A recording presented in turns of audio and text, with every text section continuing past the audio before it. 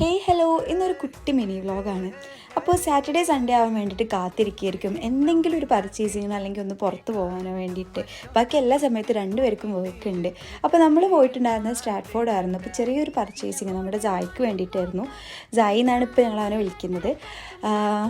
ആളിതാ കിടക്കുന്നത്, നല്ല ഉഷാറായിട്ടുണ്ട് മാഷാ അല്ലാഹ്.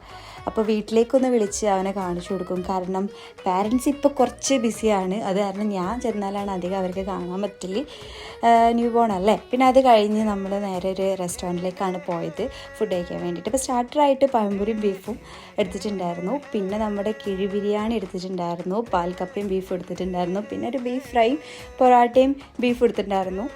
നന്നായിട്ട് ഫുഡ് കഴിച്ചു. പിന്നെ അത് കഴിഞ്ഞ് നമ്മുടെ ഫ്രണ്ടും ഉണ്ടായിരുന്നു കേട്ടോ കൂടെ. ഞങ്ങൾ മാത്രം കഴിച്ചു എന്ന് പറയണ്ട. അത് കഴിഞ്ഞ് നമ്മുടെ പാലും പഴം എന്ന് പറഞ്ഞ മൂവി ഇറങ്ങിയിട്ടുണ്ടായിരുന്നു, അശ്വിൻ ജോസിൻ്റെയും മീര ജാസ്മിൻ്റെയും. അപ്പോൾ അത് കാണാൻ വേണ്ടി പോയി. നല്ലൊരു ഫാമിലി എൻ്റർടൈനറാണ്. അത് കഴിഞ്ഞ് ഞങ്ങൾ നേരെ വീട്ടിലേക്ക് വിട്ടു.